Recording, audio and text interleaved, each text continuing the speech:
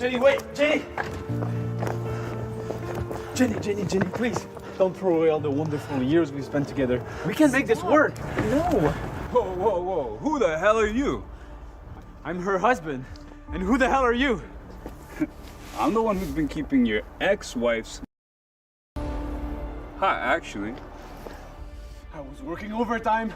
I was taking multiple jobs. I took out several loans, all for you.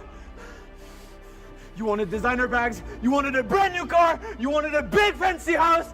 You wanted, well, everything. And I was giving it to you. All the while you were sleeping with some other guy. I think somebody needs to be taught some manners. Yeah? I'll end you. I wouldn't recommend doing that unless you want to add to the legal case you're an aggressive, unstable psychopath who attacks innocent people. Can't believe that I've been living with such a monster all this time. Surprise, surprise. I thought you loved me, Jenny. Why do you need to take our son away from me? You don't even consider him to be our son. Just let me take care of him. I love him. And give up my alimony? No, sir. I'm going to squeeze every penny out of you. Do you know how hard it is to be a single mom raising a child in this big, expensive world? You ruined this marriage, and now I will ruin your entire life. You can't do this. Bye, loser. Andrew cursed the day they did the DNA test. They were both surprised by the blood results of his so-called son, but he loved him immensely. He couldn't help wondering where his actual son really was. Shortly after Andrew's wife ran out on him, his life fell apart. Jenny took everything from him: the car, the house, all the money. Even his job was at risk due to all the lawsuits. Broke and desperate, Andrew was hanging on to life by a thread.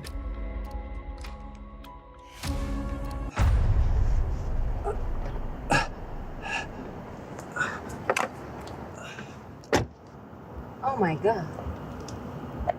I am terribly sorry. My driver wasn't paying attention. Are you okay? I'll pay for whatever damages I've caused you. Money is not an issue. Thank you, but I think I'm okay. We must have different perceptions of what is okay. Let me take a look at you. Although dizzy, he was completely smitten. She was wearing a strange ring, and Andrew felt uncomfortable in its presence.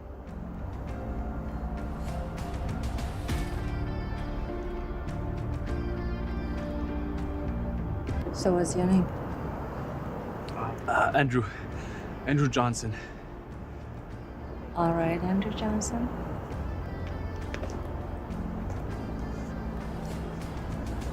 I want you to have this.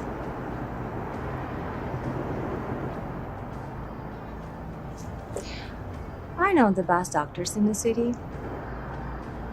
So just give me a call and I can have them check you as soon as you need. This can be a lifeline. So don't hesitate to call me. I'm very late for a meeting, sorry. Call me, Andrew. The Browns were one of the richest families in the city, and Carolyn was the sole heir of their vast fortune. Although only 27 years old, she was the CEO of Brown Enterprises and one of the most eligible bachelorettes in the city.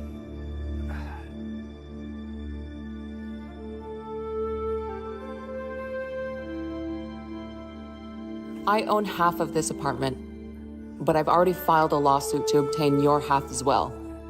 You have 1 week to vacate. Good luck. How could you? Andrew's world was falling further apart. We've received information regarding an ongoing lawsuit. The reputation of our employees is critically important to us. You are terminated, effective immediately. He was already burdened with a pile of debts, the loss of his son and his marriage. Now he was unemployed. Soon his house would be taken from him. Nothing left to lose. She took everything from me.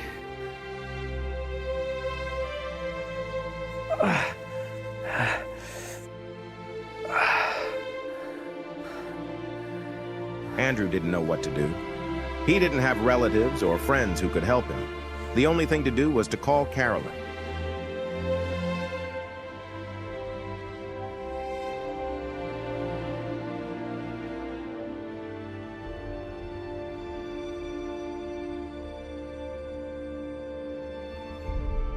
I must confess, I was waiting for you. What is it, Andrew? Do you need a checkup? No, Miss Brown. I'm fine physically. But I must say, I'm in serious financial trouble. I have no job, no money, and I'm nearing homelessness. I see. I was wondering if maybe you could help me? Help you with your debt? Is that what you're asking? If yes, then you know that I can clear it all in one phone call. That won't be necessary. I'm only asking for a job, maybe at your company.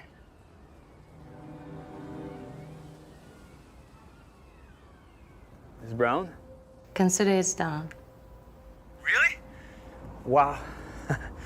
You have no idea how much this means to me. Thank you so much. But I do have a favor to ask. All I want is for you to... It's for me to...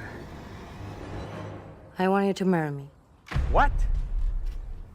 With all due respect, Ms. Brown, this isn't just a simple request. Sure it is. I'm going to send my driver over to pick you up. I'm waiting for you in my office. And we'll discuss all the details. Andrew couldn't believe what he had heard. Who was this woman, and why would she want to marry a man she had just met? Ms. Brown? Do you think my hair is my most interesting asset, Andrew? Call me Carolyn.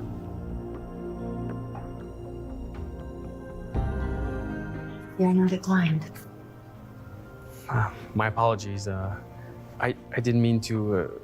It's okay to look, Andrew. I took pride in my appearance. Please take a sip.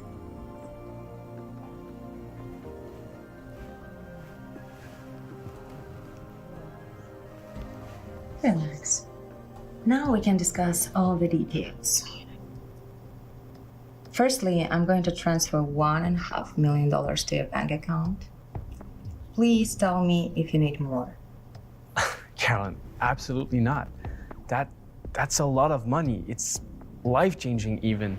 All I needed was help with a few debts, and I'm willing to work for it.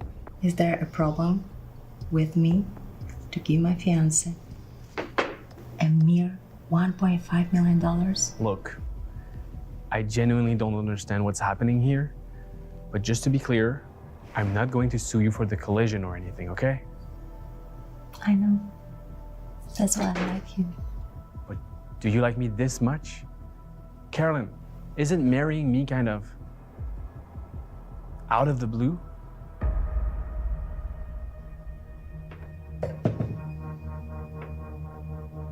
Out of the blue? Do I look like someone who does things without thinking? Do I seem impulsive to you? I mean, who am I to you anyway? So you are suggesting I'm unfit for you? Now I'm insulted. Of course not. It's just that it's so sudden and hard to believe. It feels like there's a catch. So I'm a liar now. Miss Brown, Carolyn, look, we're strangers to each other, okay? I'm just an unemployed man who has nothing to offer to someone as important as you. How can you trust me? You know what?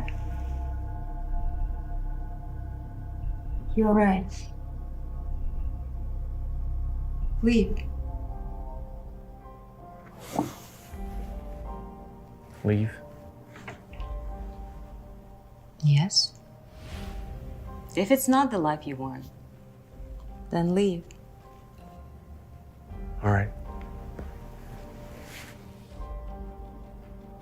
What were Carolyn's true intentions? Why all of a sudden did she want to marry Andrew? Carolyn, I'm sorry. Truly, it's nothing against you. And clearly, you're a catch. Maybe in another life.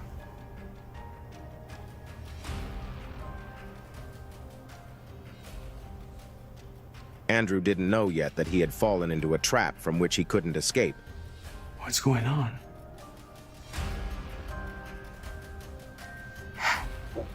Because no one had ever refused Carolyn. Wow. You're different, Andrew. And I like it about you. Who am I to you? Yeah. The heart wants what it wants.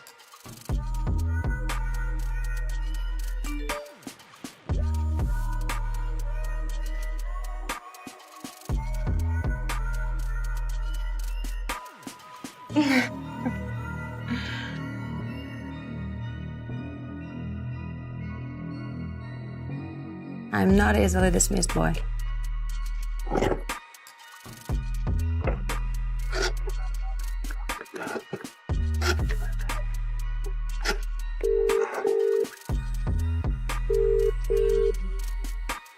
Yes, ma'am. Transfer $1.5 million to the account I gave you earlier. Yeah. Andrew Johnson. Also, contact an event planner and call the tabloids.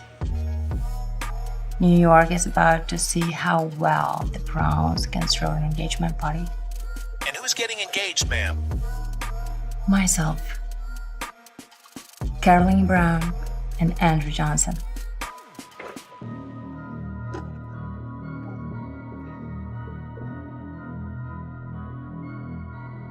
Hi, sorry, can I... Hello?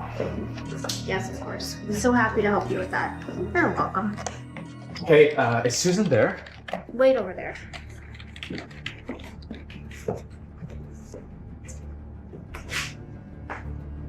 Daughter of Brown family says she has finally found a partner whose identity remains unknown. She's already found a replacement. That was fast. Without money to live on, Andrew's last hope was to see if the bank would extend him a line of credit. Susan, may I come in? Andrew! I figured I'd be seeing you soon. I know. I didn't clear my bills. I don't have enough money, I'm sorry. But I have a plan. No kidding. And I'm sure you do. What do you mean? You know, I thought you'd come in here bragging about the good news this morning. Oh, look at you, pretending to be sad. Oh, you're gonna go full method on me, aren't you? Susan, I just came here to ask you for another credit card. Well, of course you are. A platinum one, I assume. With your new attained fortune, you could have any card you want. What? No, what? Wait, I'm confused. What are you talking about? You know, you should really get into acting. Oh, well, maybe now you can, now that money and time aren't gonna be an issue. Oh, and just so you know, all your debts have been cleared, and a new card has already been set up for you. Susan, what are you talking about? Okay, you can drop the act now. It's getting a little tiring. $1.5 million has been deposited into your account. I'm unemployed, almost homeless. This can't be my... Andrew, the money's in your account, see? The transfer came from a Brown Corp. It has been checked twice. Everything is legitimate.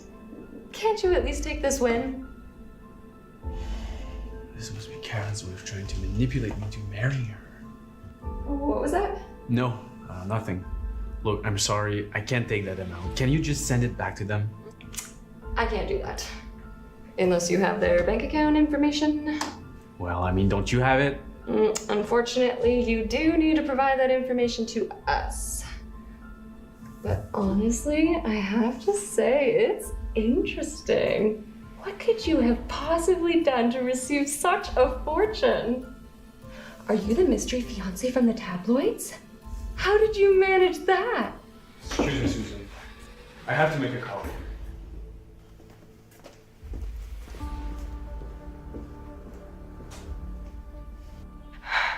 Andrew.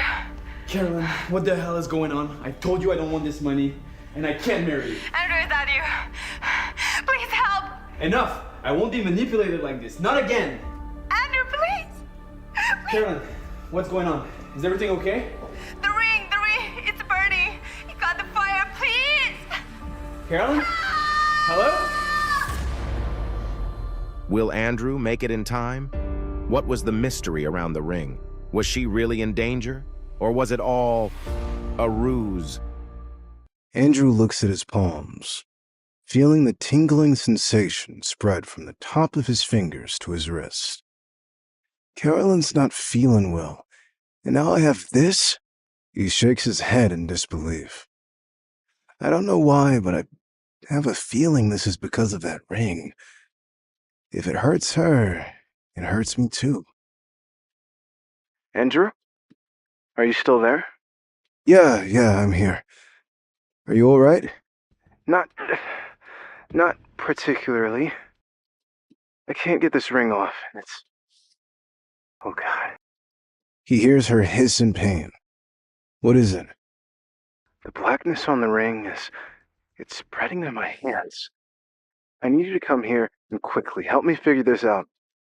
Despite the burning sensation getting worse, Andrew can't help but dismiss it.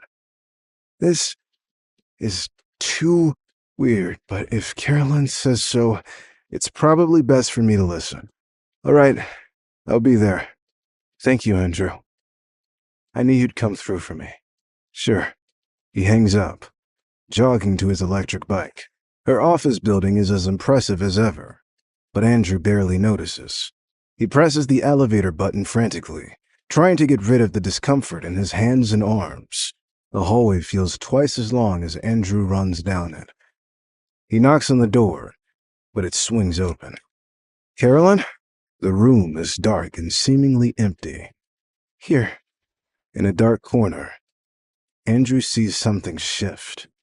Carolyn is curled into a ball, her arm extended, the ring as far away from the rest of her body as possible. Oh my God, Carolyn. He runs over. Are you? I mean, I know you're not all right, but what happened? How did this spread so fast? How? Andrew, don't worry. Her voice is weak. Thank you for coming. Of course. I can't believe how much you care about me already. We've been in each other's lives for such a short time, and yet she smiles. It's a good quality to have in a fiancé. Fiancé? Right, yes. I just got freaked out. Andrew shrugs. Fiancé has nothing to do with it. Oh, okay. She drops the subject. The silence that follows is heavy and awkward. So, how do you think this happened? Andrew says. Could be a lot of reasons. Great, that narrows it down. I mean, the fortune teller was really vague. Fortune teller? Did I not tell you? Carolyn, I don't know anything about you, much less anything about that ring you have. Right. Of course. So, was this a real psychic, or did you have your fortune teller read at the boardwalk or something? Andrew, don't be ridiculous. A woman like me would never go to the boardwalk. My outfit alone would be enough to buy the whole thing. Right. How could I forget? Andrew teases. Billionaire heiress, too good for the peasants and their beach vacations. I never said that. You're changing the subject. I went to a real fortune teller. The only kind there is. She sits up slowly. She told me that once I met the person who made this ring glow, I would unlock a whole world that was waiting for me. I know this ring had value due to it being a family heirloom, but beyond the monetary value, I had no idea there could be anything else. She said it acts as a lock, like the other people would be the key to helping me gain whatever that other world might be. I have no idea what it is, or even if it's real or not. It could be one big metaphor. I've looked at it from too many angles to count. She looks at her blackened hand. The whole point. What I'm trying to say is that you're the key. Whoever you are, whatever the reason, it's you. She looks at him, and her eyes are filled with certainty. Andrew blinks. Huh? He frowns, confused. Sorry, I'm still wrapping my head around all of this. That's a lot to get at once. That, on top of everything that's happened with my house, his voice drops, almost talking to himself. What was that? Oh, it's just, I've had a crazy few days. I get dumped and engaged in the span of a few hours. I become a millionaire overnight, and I get locked out of my own house. I know the rest, but what about the house? Andrew rolls his eyes.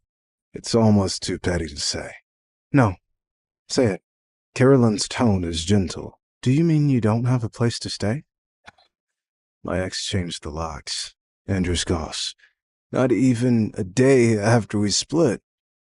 Probably sent her mom to do it. I get there, hoping to have some time to pack up and leave, but no. All my stuff is in a bag in the trash, and all I have now is whatever I can carry on my bike. His voice gets louder as all the events of the past few days fully sink in. Her mom is a control freak, you know that? Her daughter has to have a certain lifestyle. Nothing else is okay.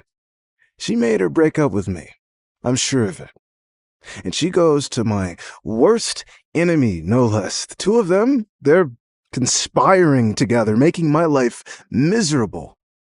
And for what? He stops, breathing hard. Carolyn looks at him with, oh, God, I don't want your pity. He turns away, sulking. I'm not some pet project that you can swoop in and save, but I could if you want it. Carolyn smiles slightly. I know lots of people who'd be willing to have a talk with your ex, if you see what I mean. Make her an offer she can't refuse. You're funny. I don't need the mob getting involved. There's enough shady stuff as it is. I would certainly say so. These people left you on the street. Andrew, you're a good guy, and I admire how you want to handle this yourself. But if they have that kind of sway over you, you'll need someone with more than they have in your corner. That's where I come in. You wouldn't. I would, but only if you want me to. Oh, gee, thanks. You're too good to me. Ordering a hit on my ex? Andrew mutters. We're about to be married, aren't we? Why shouldn't I be good to you? In sickness and in health, right? I guess so. She makes a good point. I know this protectiveness is only because of the ring, but it's nice to feel cared for. She might be a good wife after all. So, where can we find these people? Andrew looks at her hand. Are you sure you want to go out? I can cover it up. Besides, it looks like it's fading a little. It feels better now, I promise. She holds her hand to the light. Guess being around you has some benefits. Andrew laughs. I guess so. No. Glad to be of service. It's settled then. We're going. Where are they? These people of yours. On a night like tonight? Most likely at the Gold Cup bar. It's this really swanky place. Super overpriced. I go there all the time. Of course you would. Right, of course. I frequent their jazz nights. I never took you for a jazz person. There's a lot you don't know about me. You said it yourself. That I did. I always feel a little out of my element at the Gold Cup, so no worries. You've got me now. I'll make sure this is all handled properly. The Gold Cup bar's packed to the brim.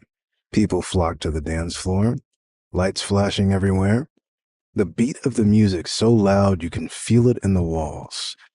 The clink of wine glasses and the bellows of laughter are everywhere. And everyone is comfortable despite the noise. There are particularly raucous voices coming from one booth in particular. A toast to James! Hear, hear. The booth cheers. Please, please, you're too kind. James sits in the center of it all, raising a glass. To all of you, and to the whole bar. A round for everyone, on me. The bar erupts in shouts and cheers. Carolyn and Andrew enter in the middle of this, unnoticed by everyone. Andrew, seeing James surrounded and adored, scowls. He's got half the city around him in that booth. And Jane, too. Jenny sits at James's right side, her skin glowing in the dim bar lighting. She looks beautiful. You're really just the best, he hears her say. To pay for everyone's tab like that, it's so generous. Oh, it's no issue at all, babe. I've got more than enough to pay for it. Hell, I could pay multiple rounds. Oh, thanks, James. A woman hiccups from the corner of the booth. I know I could go for another. Same here. Jokes a man, putting his arm around her. If your pockets really go that deep, feel free to be a pal, yeah? He raises his glass and drinks deeply. Around him, the other people do the same, starting up yet another toast. James, we're keeping our glasses full. We're sharing the wealth. We're not hiding all this way in a private room. The booth laughs loudly. Jenny snuggles into his side, looking like a cat who'd caught a particularly large mouse. Oh, stop it, please. You're really too kind. James smiles, encouraging the attention. Well, I have your eyes, though. I have a gift for my girl. The booth oohs and ahs at the revelation. Really? You shouldn't have. Really, James, you shouldn't have. Andrew mutters darkly, watching from across the room. James takes out a stack of instant photos and passes them to Jenny. Here. What's this, babe? Are they? She blushes and giggles. Not for us, James grins, spreading them across the table. Oh my gosh.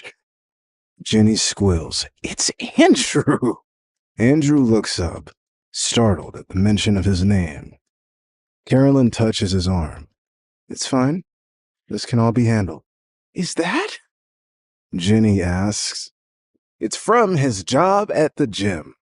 He's, helping his students train. James smiles. No, that's all fake. Edited in for dramatic effect. What? Jenny looks confused. Talked with his boss the other day. He got fired. He edited straight from the surveillance cameras. What? Andrew seethes. I have to go over there. No, you don't. Carolyn stops him. Like I said, this can be handled. Yeah, when? Once my reputation is completely destroyed? Not quite. Just let it unfold. Carolyn's expression is firm. This is strategic. I don't trust her, but I have nothing else. Andrew stays in the shadows with Carolyn. With this, you can just frame him for cheating. Get back your assets in no time. He hears James say, You're welcome. Jenny kisses him on the cheek. This is perfect. Thank you so much. Ugh. They're celebrating like she just got a ring or something. This is disgusting. How could they do this to me? Next to him, Andrew sees Carolyn's face shift. She steps away from him. Carolyn, where are you? Wait here. She smooths her hair, adjusts her dress, and strides toward the booth. As she walks over, the booth and the whole bar falls silent. Whispers emerge from the crowd. Is that Carolyn Richardson? James, is it? She says. And Jenny?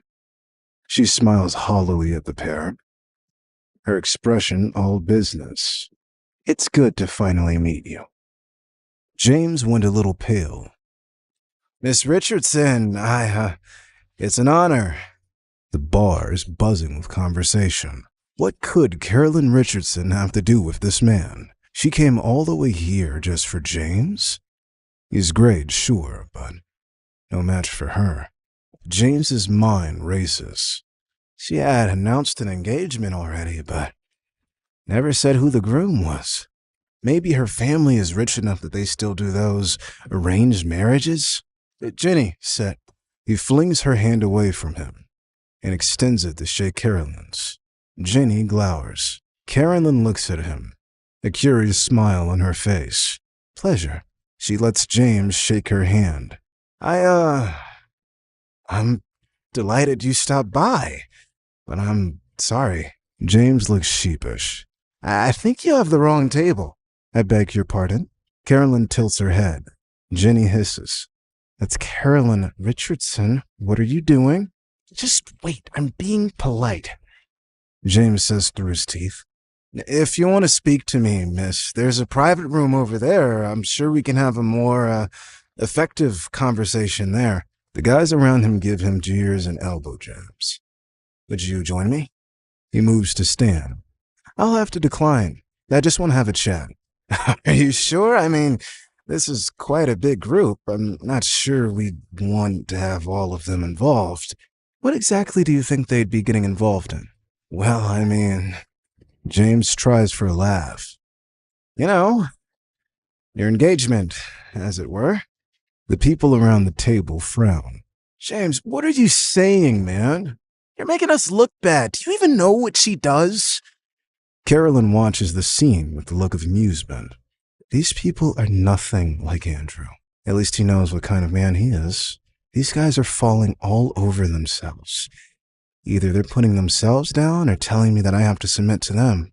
Absolutely ridiculous. Her eyes land on Jenny, then move to the pictures still spread over the table. A moment of complete silence falls over the bar as the crowds looking on follow her gaze. Everyone holds their breath. Wow. Andrew? Are those you? Andrew freezes. The bar turns as a collective to look at him. What? Huh?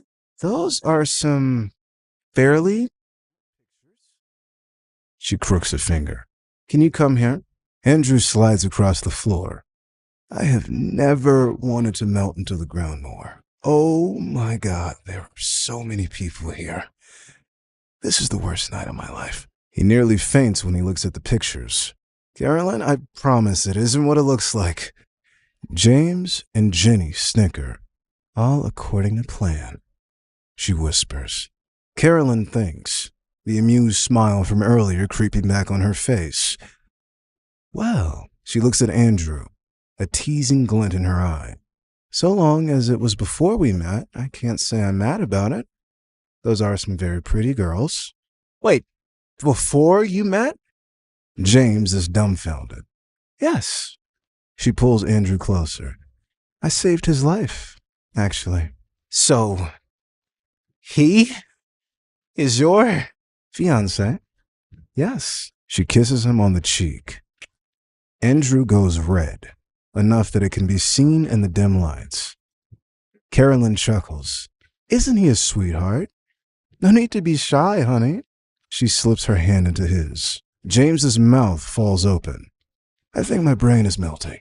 Andrew marvels. This is the best night of my life. So, Jenny, Caroline turns her gaze. I heard that you'd move out recently. Well, yes. Jenny looks at James. her eyes screaming for some way to salvage the situation. Seeing that help would not come, she continues. I wanted someone who could provide for me, as sweet as I'm sure Andrew is. He just wasn't up to par. Her arm wraps around James's bicep, and he smiles tightly. And you left him all alone at your old house with no key? That wasn't very nice of you.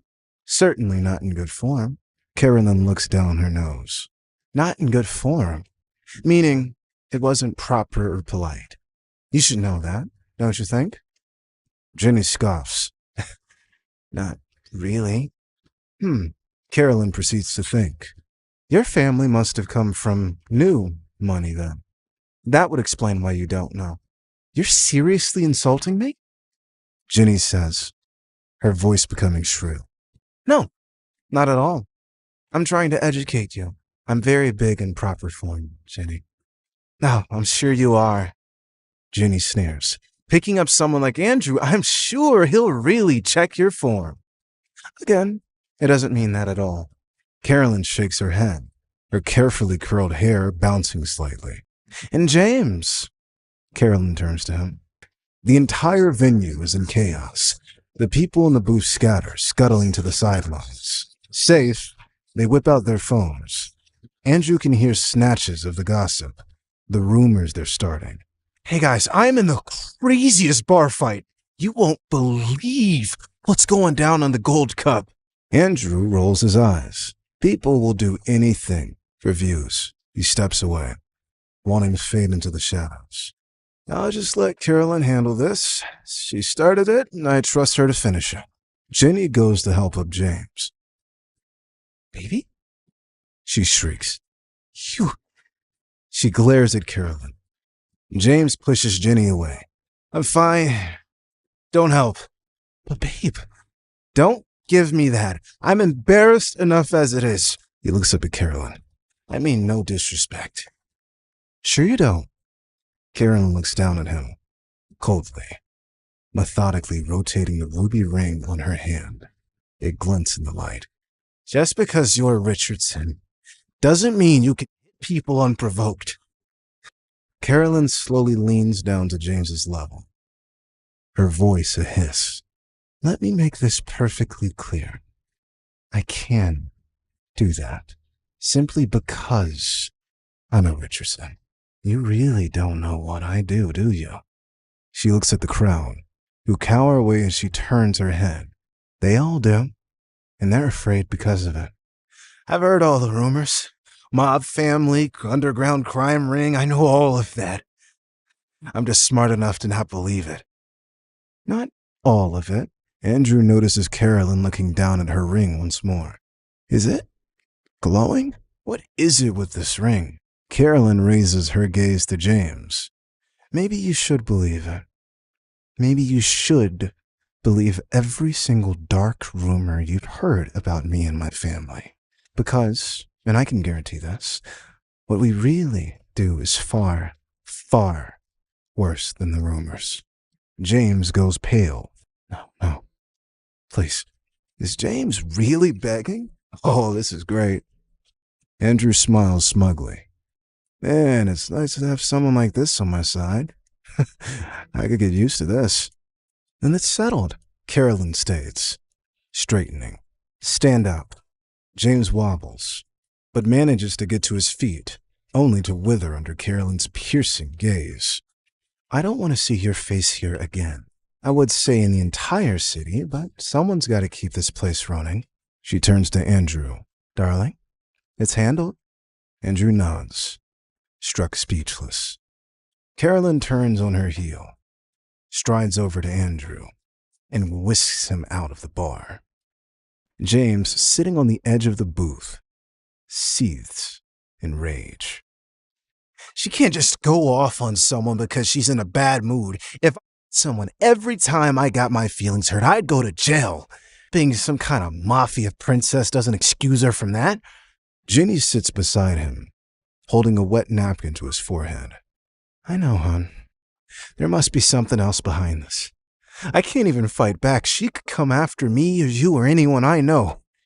Even if I called my mom and dad, they'd have to stay quiet if she gave them a reason. Ginny nods. I know, it's scary. She dabs his forehead. But we're together. We can figure out another way to get back at Andrew. And at Carolyn. She smiles faintly. The eavesdroppers around them suck in a breath. Ginny can be optimistic all she wants, but there's really no getting past the Richardson family. The chatter in the bar picks up, and people move away from the scene to resume their nights out. James grits his teeth. No one's going to ask how I am? I will. Ginny pipes up. If I don't take care of you, then I'm not a very good girlfriend, am I? Even if you did push me away in front of the whole bar, she mutters. What was that? Nothing. How are you feeling, baby? James pushes Ginny away forcefully enough that she has to catch her breath before falling over. What was that for? Just get out.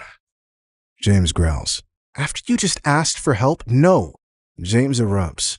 I would have never come to this bar tonight, but you suggested it. Said we should celebrate after getting rid of Andrew, but no. I had to get by Carolyn Richardson. And whose fault was that? Not mine, that's for sure. Are you insane? That's a reason, and that has nothing to do with me. Well, I didn't say anything that could have made her do that. Oh my God, you are insane. You're with me. You shouldn't even be thinking like that. But it's Carolyn Richardson, babe. What about a hall pass? Hall pass, Ginny shrieks. As stupid as he is, Andrew would never think of pulling that kind of with me. I'm leaving. Fine. I don't want to see you anymore. Ginny storms out of the bar. Ginny holds a bottle of wine, drinking from the bottle as she talks on the phone. I can't believe that just happened. Just because he gets beat up by a girl, he thinks he can take it out on me? No way.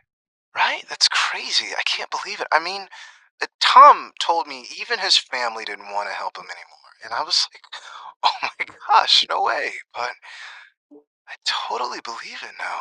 Thanks, Quinn. That's so... His family's leaving him alone like that. That could be why he was so sensitive. Girl, leave him. He doesn't deserve you. But I can't. From what it sounds like, you already broke up. Quinn. As always, you're my voice of reason. That's what being your roommate for 3 years gets you. Quinn laughs. Listen, just go back with Andrew. Apologize, and he'll totally take you back. He's at that level of desperation. You want me to apologize to him? Absolutely not. He's like not even rich. He has no right to be with me. Whoever said that? Quinn laughs. If he's with Carolyn Richardson, he definitely has money. Jenny's friend Quinn whispers excitedly into the phone. I hear he's a millionaire now. Jenny's eyes grow wide. No way. Way. You think he was lying about it? Hiding the money from me? I never would have dumped him if I knew he had that saved. I know. I wouldn't put it past him. He's always been... She pauses. I know how to get your money back. It's really yours anyway. If he was hiding it while you were dating, it technically belongs to you. How? Those photos you told me about. Ginny gasps. You're a genius. Yep. Ginny can hear her smile over the phone. Not only can you get the money, but you'll get the rest of the house too. Just trust me. First, Quinn lowers her voice, and Ginny hangs on every word. Air okay back there? Kurt, Carolyn's driver asked as he drove through the Upper East Side of Manhattan. Yes, thank you, Carolyn replied. The plush seats of the limousine cradled Andrew, the echoes of the recent chaos at the Gold Cup bar still reverberating in his mind. With an air of poise, Carolyn turned to him, her expression a mix of comfort and mystery. Andrew, you handled it well back there. You were stronger than you think, she reassured, her eyes revealing a depth of mystery that hinted at a world beyond the surface. Attempting a carefree grin, Andrew responded, Strong. More like being caught in the whirlwind. Seriously, my life just took a detour into soap opera territory. How did I end up in the middle of all this? A playful glint in Carolyn's eye accompanied her lean-in, her tone calm, as she shared the revelation. Andrew, I have some influential friends. I wouldn't let anyone harm you. A flicker of nervousness crossed Andrew's face. The weight of Carolyn's words lingered in the air, and a shiver of trepidation ran down his spine as he stared at her ring. It was currently pulsing with a red glow. I have to get to the bottom of this mysticism, but I have to play my cards right. The thought of being entangled in Carolyn's world of power and connections to the mob, potentially even magic, made Andrew feel that he needed to proceed with caution now, more than ever. More like power players, Andrew mused, his attempted nonchalance betraying a subtle undercurrent of anxiety. The revelation unfolded, exposing a glimpse into Carolyn's world that Andrew hadn't bargained for. Carolyn, sensing Andrew's unease, continued to peel back the layers. The city lights outside the limo danced as she spoke, her eyes holding both a promise and a warning. Andrew, you stepped into a world where power and shadows met. It's not just about being rich. My family and I always keep my people safe.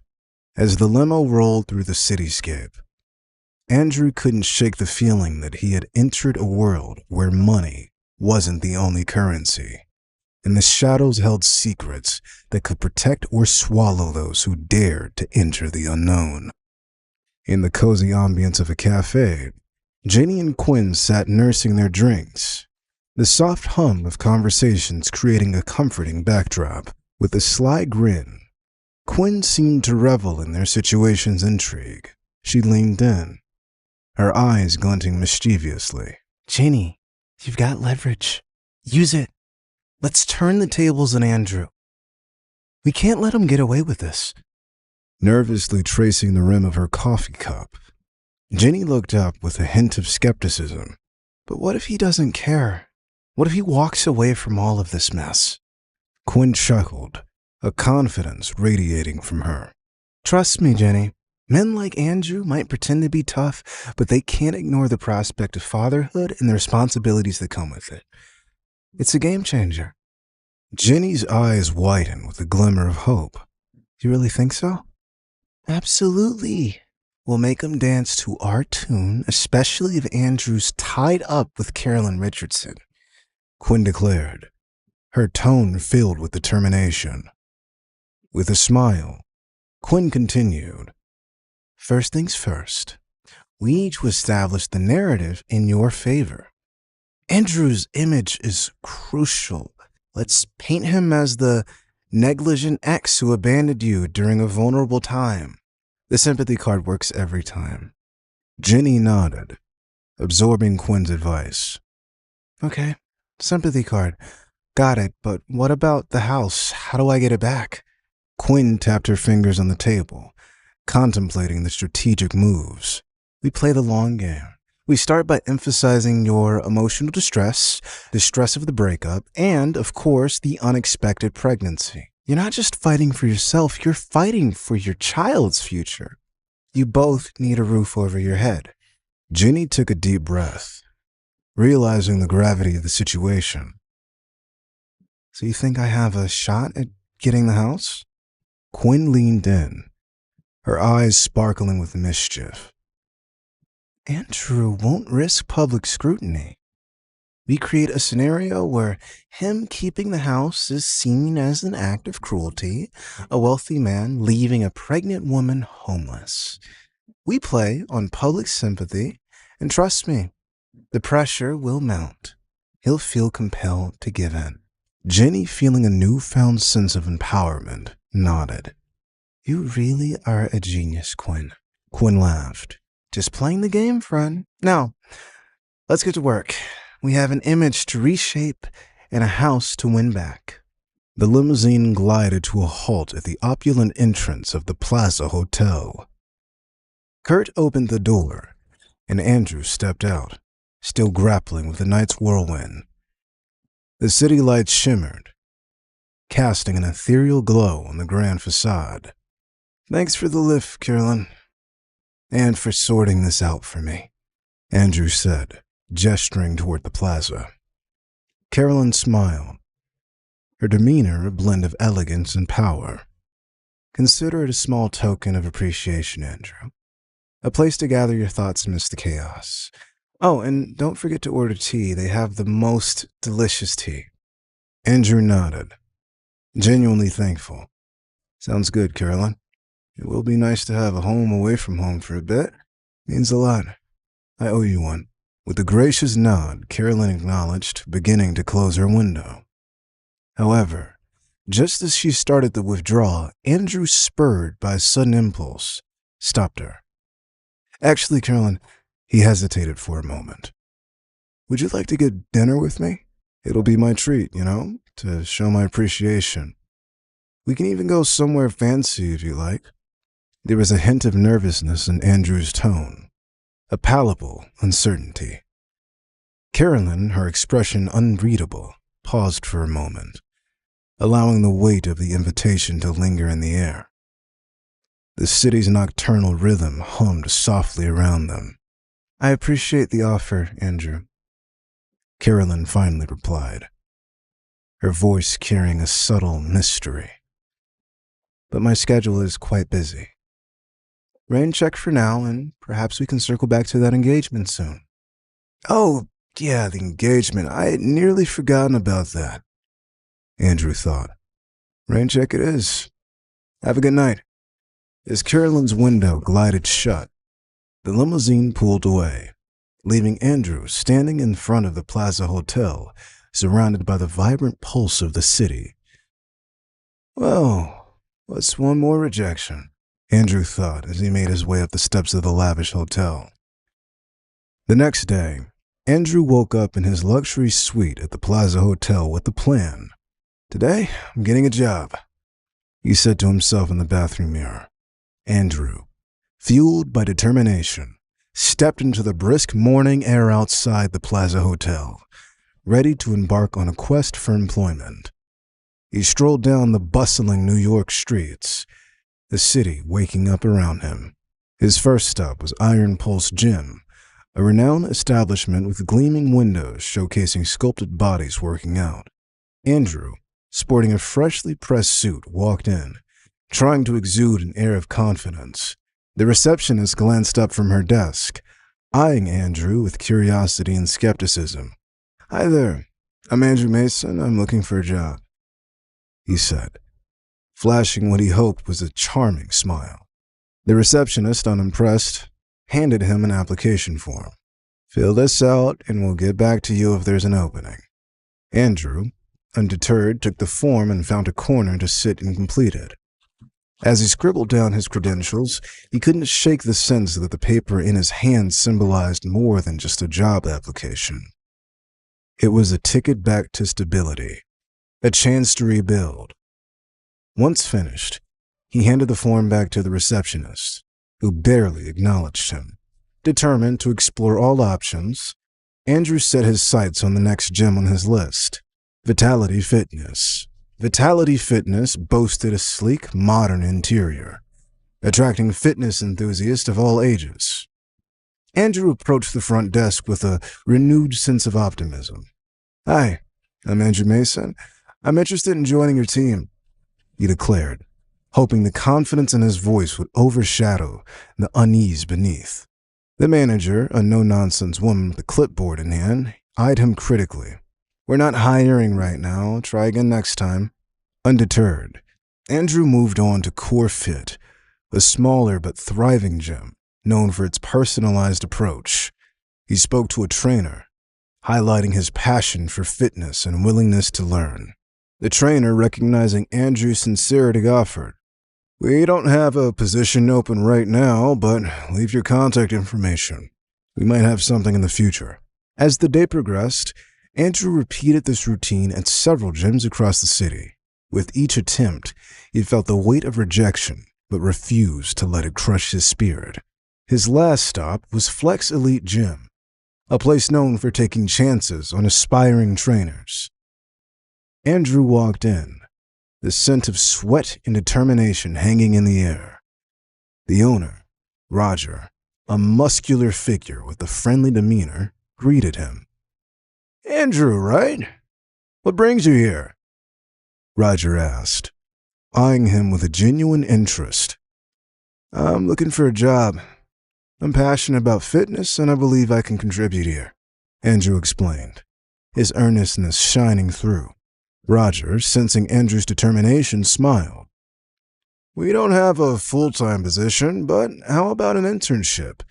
You can prove yourself, and who knows, it might lead to something more." Grateful for the opportunity, Andrew accepted, but when he walked out the gym, he was stunned to see Jenny. "What are you doing here, Jenny?" he asked, trying to keep his tone composed. Jenny took a hesitant step forward, her eyes pleading for understanding. I heard you were looking for a job, so I figured you'd be checking out the local gyms, and I just wanted to see how you were doing." Andrew crossed his arms, a defensive stance. "Yeah, I'm trying to get back on my feet. What's it to you?" Her eyes softened, regret washing over her features. "Andrew, I know I messed up. I shouldn't have let things get this far with James, but I've broken up with him and I need your forgiveness." Andrew sighed, the weight of the past pressing down on him. "Jenny, it's over between us. I can't keep going through this emotional roller coaster with you." Desperation flashed in Jenny's eyes as she blurted out, "Andrew, I'm pregnant." The revelation hung in the air, a bombshell that shifted the dynamics of the encounter. Passerby, oblivious to the personal drama unfolding, cast curious glances. Andrew's eyes widened in disbelief. "Pregnant? Is this some kind of ploy to get me back?" Jenny shook her head, tears welling up. "No, Andrew, it's true. I found out recently. I didn't plan for this, but I need your support." Andrew's frustration surged. "Jenny, we're over. I can't be responsible for your decisions anymore." As their heated exchange continued, more people started to take notice. The bustling city sidewalk became a stage for their personal turmoil. Jenny, resentful and emotional, lashed out. "You know what, Andrew? You're heartless. I thought you might care, but clearly you're just like everyone else, cold and indifferent." Andrew, torn between sympathy and self-preservation, hardened his expression. "This changes nothing, Jenny. We're not getting back together. Deal with it." Just as the crowd's judgmental glances intensified, Jenny, defeated and on the verge of tears, took a deep breath and decided to unveil her most potent weapon, accusations that echoed through the New York streets. "You abused me, Andrew. You cheated on me. You're the reason I'm pregnant," she shouted, her voice carrying the weight of years of pent-up frustration. The revelation hung in the air, a shocking twist that turned the surrounding audience into unwitting witnesses to a deeply personal and painful confrontation. Andrew, blindsided by these accusations, felt the gaze of people intensify, transforming the bustling sidewalk into a courtroom of public opinion. Still, on the bustling streets of New York City, Jenny confronted Andrew about the paternity of her child, casting a charged atmosphere amid the chaotic surroundings. "You are the baby daddy, Andrew. You have to step up," Jenny yelled, her frustration evident. But Andrew, still reeling from her serious accusation, thought, "She expects me to step up after she just falsely accused me of abusing her? This woman is mad." "Say something, you jerk," Jenny taunted, her anger boiling over.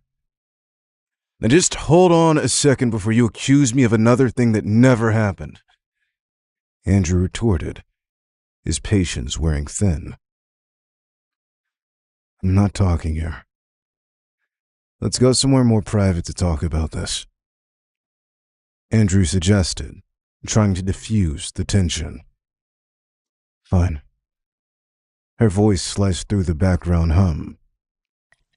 They decided to take their drama to a nearby hole-in-the-wall bagel shop.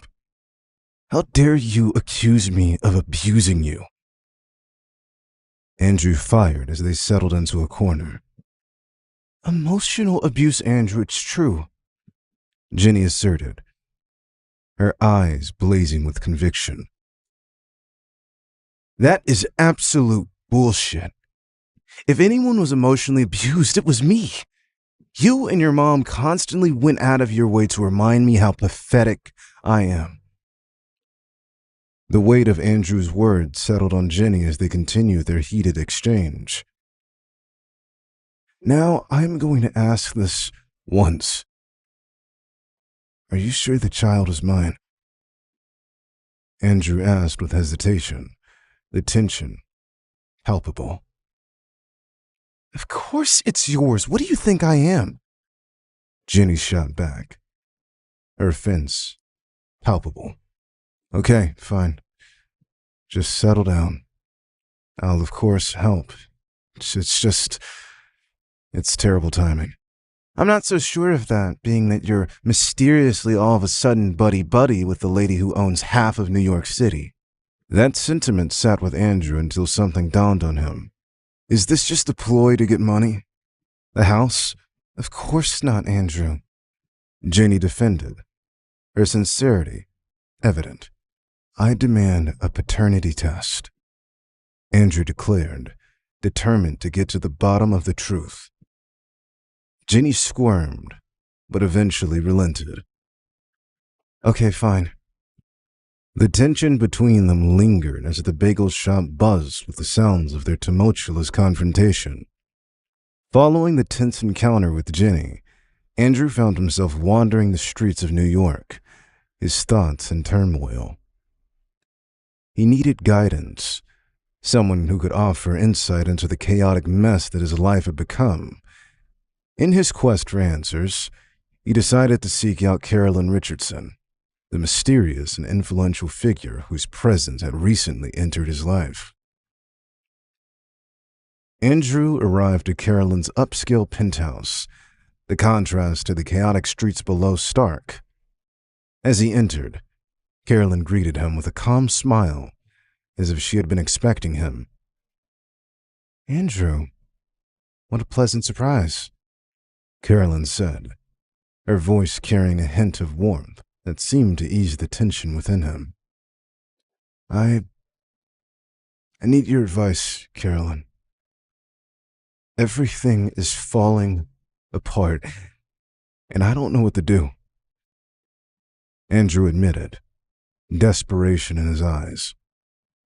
Carolyn gestured for him to sit, and as he did, she regarded him with an intensity that hinted at a deeper understanding of his predicament.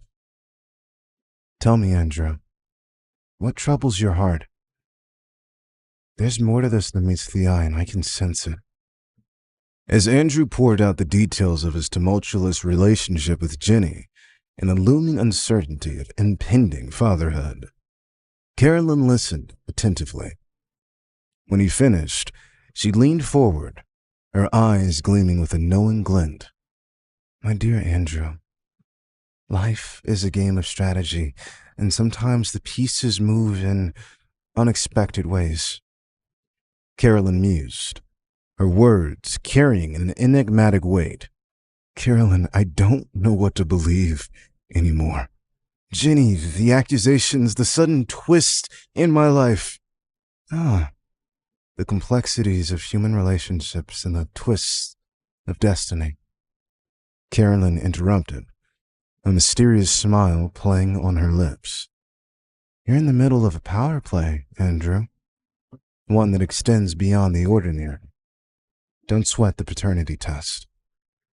Easier said than done, Andrew thought. There are forces at play beyond our comprehension. Sometimes all it takes is a shift in perspective to reveal the hidden truths. Andrew looked at her, puzzled by the cryptic nature of her words. What do you mean, Carolyn? Can you help me make sense of all of this? Carolyn's gaze held a hint of something otherworldly. Power is not always about physical strength. It's about understanding the game, anticipating moves, and sometimes tapping into the unforeseen forces around us. I've dealt with situations far more complex than yours, and trust me, there's always a way to turn the tide in your favor. Andrew's eyes widened, a mixture of surprise and intrigue on his face. What are you suggesting, Carolyn?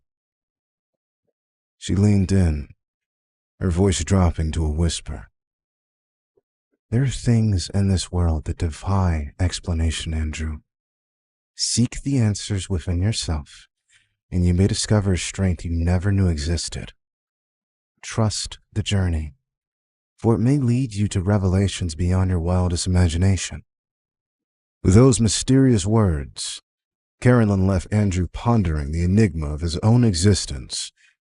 As he exited her penthouse, he couldn't shake the feeling that his encounter with Carolyn had opened the door to a realm where reality, power, and a touch of magic intertwined.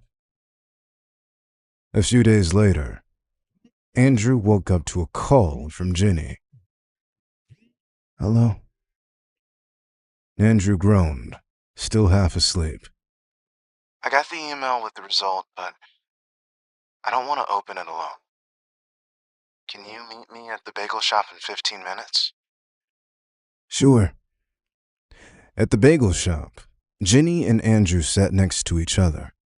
Ginny opened the email displaying a paternity test result.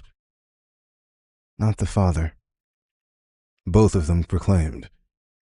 The ambient noise heightened as Ginny examined the evidence, her expressions shifting between doubt and acceptance. But then, in a surprising twist, Ginny pulled out a real estate certificate. Well, this proves that we were legally married. What the heck? Why do I feel like this woman is constantly ambushing me? Andrew thought. Andrew was visibly shocked. Surprised? We got married when you were still desperately trying to win my mother's approval. I thought it would help our case. Ginny revealed with a smirk.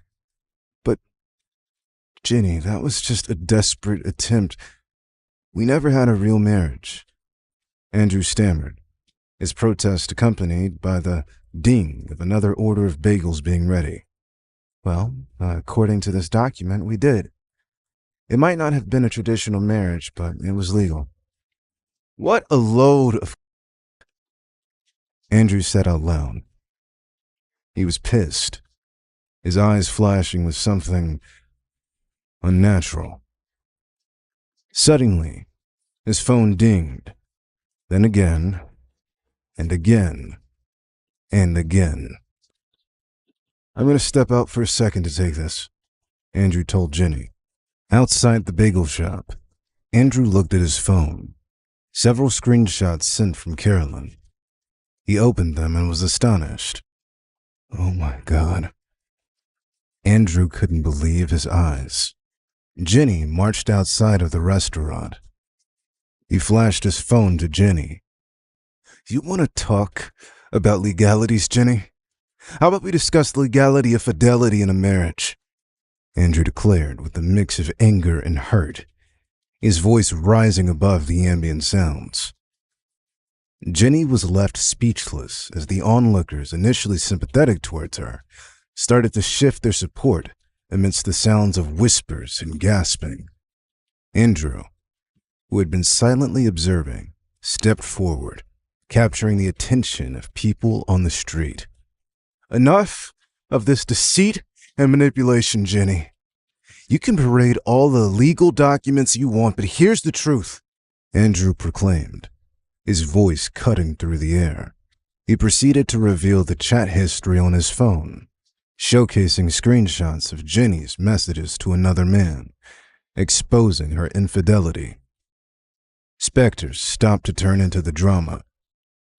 The sounds of incoming messages on Andrew's phone punctuated the revelation, each notification adding another layer to the already chaotic scene.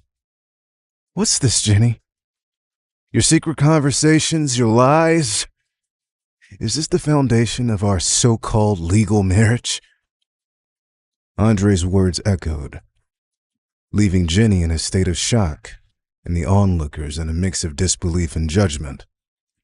A crowd formed as they absorbed the shocking turn of events, and murmurs and whispers intensified.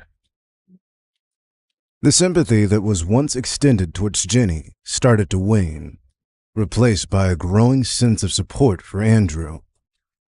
The revelation of infidelity had shifted the tide, turning the public sidewalk into an unexpected arena of judgment. I trusted you, Jenny. I tried to salvage what we had, but you played me for a fool.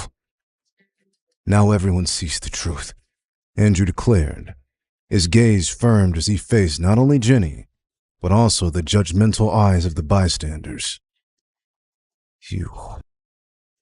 How dare you? Trying to accuse an innocent man. You should be ashamed, lady. As the crowd processed the newfound information, the dynamics between Jenny and Andrew underwent a profound transformation, leaving both of them standing in the eye of the storm they had unwittingly created. The Plaza Hotel lobby buzzed with the energy of guests coming and going, the luxurious setting a stark contrast to the drama that had unfolded on the streets of New York. Quinn Young, Jenny's friend and confidant, briskly entered the lobby, her eyes scanning the area until they settled on Andrew, who was seated near a grand fountain. Quinn approached Andrew with a composed yet determined demeanor. Andrew, we need to talk, she declared, taking a seat across from him.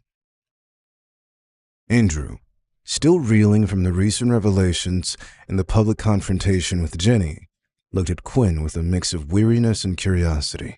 What do you want, Quinn? I want to resolve this mess, for Jenny's sake and yours, Quinn replied, her tone measured. Andrew raising an eyebrow. Resolving it? After what I just found out about Jenny's betrayal?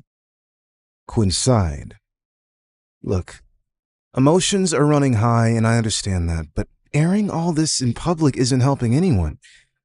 You've made your point. Now, let's find a way to clean up the aftermath. Andrew leaned back, crossing his arms. Clean up? You mean like sweeping Jenny's infidelity under the rug? Quinn met his gaze squarely. No one benefits from a public scandal. Jenny's actions were a mistake and she knows it. But exposing her like this won't do any good for you or her. What's done is done, Quinn. I'm not in the mood for negotiations, Andrew replied, a hint of bitterness in his voice.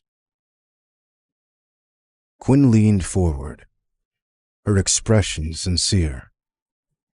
Andrew, we're all human. We make mistakes. Jenny wants to make amends. She's pregnant. She's willing to admit fault, but she can't move forward with this hanging over her head. Andrew scoffed. Amends. She was ready to pin a child on me and use a fake marriage certificate. What kind of amends are we talking about here? Quinn sighed again. I know it's messy, but deleting those chat records would be a step towards healing. She's willing to go through counseling, and she understands the gravity of her actions. But we need your cooperation to salvage what's left of the situation. Andrew shook his head. I don't owe her anything, especially not after what she put me through. Andrew, please. This isn't just about her, it's about the child, about finding a way to coexist peacefully for the sake of the baby, Quinn implored. Andrew's expression hardened. The baby is a separate issue. I'll do what's necessary for the child, but I won't pretend everything is fine between us. Quinn nodded, acknowledging the difficult situation. Fair enough. Let's focus on damage control for now. Delete the chat records, agree to a civil co-parenting arrangement, and we can avoid dragging this through the courts. Andrew considered her words, his mind wrestling with the chaos that had become. The fountain at the Plaza Hotel lobby cast a gentle murmur, its waters creating a tranquil backdrop to the charged emotions that lingered in the air. Andrew, seeking solace in the serene ambience, took a moment of contemplation, the echoes of recent revelations still ringing in his mind. He sighed, a heavy breath that carried the weight of the decisions he was about to make. Pulling out his phone, Andrew navigated to the chat records, his fingers hesitating over the delete button. Fine. I'll consider deleting the records, but I'm not making any rash decision. And this doesn't mean everything is forgiven or forgotten, he declared, his voice firm yet laced with the weariness of a man caught in the storm of his own life. Quinn, seated across from him, nodded in understanding, her expression reflecting a mix of gratitude and empathy. Thank you, Andrew. It's a step in the right direction. I'll make sure Jenny understands this as well. She reassured him, acknowledging the fragile nature of the truce they were attempting to forge. Well, now I want to talk to Jenny, Andrew asserted, a glint of determination in his eyes. The soothing ambiance of the fountain seemed to fade as the gravity of the situation hung in the air. The lobby of the Plaza Hotel transforming into an unexpected arena for a confrontation that could either escalate or pave the way for a tentative resolution. Quinn, sensing the need for this pivotal conversation, nodded once more. I'll arrange it. Let's find a quiet space, she suggested, leading the way to a secluded corner where the grandeur of the hotel met a more intimate setting. As Jenny entered the lobby of the Plaza Hotel, her footsteps seemed to echo in tandem with the delicate murmur of the fountain, creating a symphony of anticipation. Andrew, still enveloped in the contemplative aura of the hotel's ambience, turned to face Jenny as she approached, their eyes locked, holding a history of shared moments, accusations, and the weight of unresolved emotions. Quinn, orchestrating this delicate reunion, stepped back, allowing the former couple a moment to face the complexities that had led them to this juncture. The tranquil backdrop of the fountain now served as a poignant witness to the unfolding drama in the heart of the Plaza Hotel. Andrew, his gaze steady and determined, broke the silence. Jenny, we need to talk about the money my mom lent you, and the house. Jenny, aware of the weight of the situation, nodded hesitantly. I know, Andrew. I'm not trying to keep anything from you. This needs to be settled. I want the money back, and I want you to vacate the house, Andrew demanded, his voice unwavering. Jenny took a deep breath, searching for the right words. Andrew, I don't have that kind of money right now. And the house, it's not that simple. You need to figure it out, Jenny. This mess is affecting both of us, and I won't let my mom's generosity be taken advantage of. Andrew insisted, his frustration palpable. After a moment of tense silence, Jenny sighed. Okay, Andrew, I'll return the money and move out of the house, but I need some time to make arrangements. No more delays, Jenny. I want this sorted out as soon as possible, Andrew asserted. You can't do that. I'm about to have a baby, Jenny reasoned. They continued negotiating, with Jenny agreeing to a repayment plan of $10,500 to be settled within a reasonable time frame. Andrew, though skeptical, reluctantly accepted the terms, understanding the urgency of resolving this chapter of their intertwined lives. Once the financial matters were tentatively settled, Jenny shifted the focus to the digital evidence of their past. And about those chat records. They need to be deleted completely. Andrew, realizing the importance of this concession for the sake of their tentative truce, nodded. Fine, Jenny. I'll delete the records. We both need a fresh start. They concluded their difficult conversation with a handshake, leaving the corner of the Plaza Hotel lobby with a slightly lighter atmosphere. The weight of financial disputes and digital evidence lifted, replaced by a sense of resolution and the possibility of a more amicable future. Jenny burst into Quinn's house like a tempest, the storm of emotions raging within her mirroring the angry weather outside.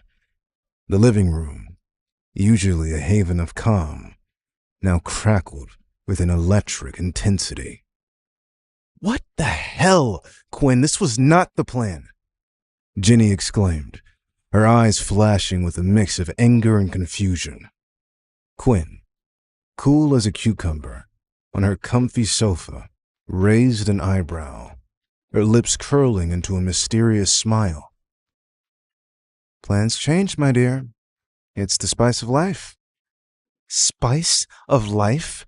This isn't a cooking show, Quinn. I'm losing everything, and Andrew is playing hardball, Jenny retorted, pacing like a caged tiger.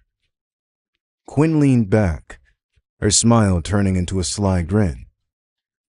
Life's a game, Jenny, and sometimes you need to learn new moves. Jenny stopped mid-pace, glaring at Quinn. I trusted you. What's your grand plan now? Quinn, enjoying the dramatic tension, kept Jenny hanging. Oh, you'll see. Just remember, the best stories have unexpected twists. I don't need unexpected twists. I need a way out of this mess, Jenny snapped. Quinn rose from her seat, a victorious gleam in her eyes. Calm down, darling. Victory is often born from chaos. Jenny threw her hands up in frustration. Victory? What victory? I'm practically homeless, and Andrew is treating me like I'm the villain.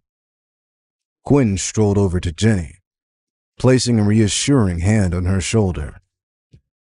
Life's a stage, and we're all players. But not every actor knows the entire script. Just play your part, and the rest will fall into place. Jenny scowled. This isn't Shakespeare, Quinn. I need real answers. An ominous roll of thunder outside punctuated the drama inside, making the atmosphere even more charged. What about my life? Jenny exclaimed, desperation creeping into her voice. Quinn's eyes twinkled with mischief. Life's greatest stories often start with the unexpected. Just roll with it, Jenny. Trust me. You'll thank me later. Jenny, baffled and annoyed, watched as Quinn sauntered away, her enigmatic smile leaving a trail of unanswered questions. Jenny was left standing in Quinn's living room, a storm of emotions swirling within her, wondering just how chaotic this unexpected plot twist would become. The sun had risen, casting a warm glow through the windows of Quinn's stylish apartment. Jenny and Quinn sat at the dining table, a spread of breakfast items between them, as they embarked on a strategic session to navigate the turbulent waters of Jenny's personal life.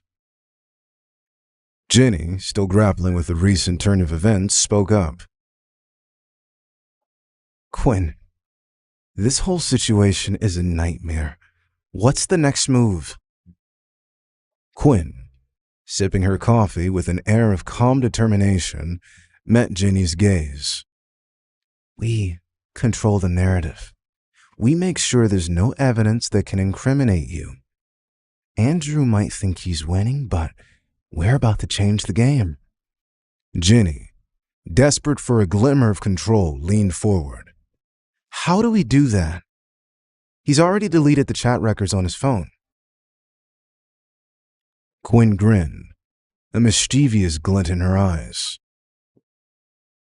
The key is to eliminate any trace of evidence. Andrew might believe he has the upper hand, but we can make sure there's nothing left for him to use against you. As they delved into their breakfast, Quinn outlined the plan. First, we need to ensure there are no copies of the chat records anywhere. No secret backups, cloud storage, or hidden folders. We want a clean slate. Ginny nodded, a sense of determination replacing the initial confusion. Got it. No evidence left behind. Quinn continued. Second, we create a narrative. Paint yourself as the victim. Andrew might have demanded money and the house, but we play the sympathy card. A pregnant woman left in the cold by a heartless ex. The public loves a good drama. Ginny, catching on to the strategy, smirked.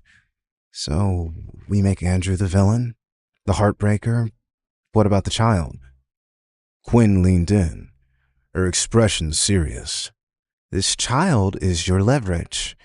We make it clear that you're willing to cooperate for the sake of the baby, but Andrew needs to play by your rules. Ginny, realizing the power dynamics at play, felt a surge of confidence. And what if he pushes back?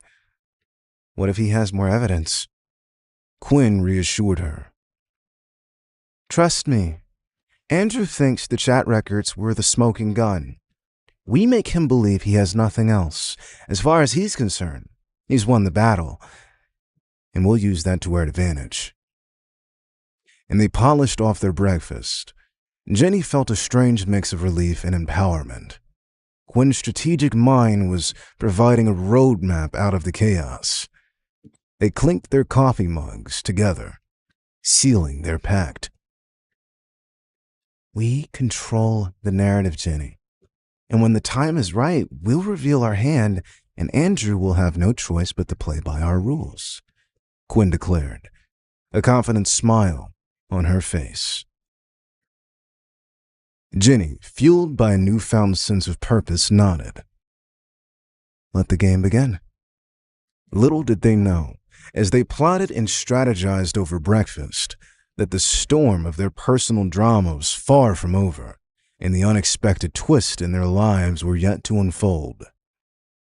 Later at the doctor's office for a checkup on the wounds Andrew endured from Carolyn Richardson's driver, Andrew's mind was preoccupied with the recent events of his personal life.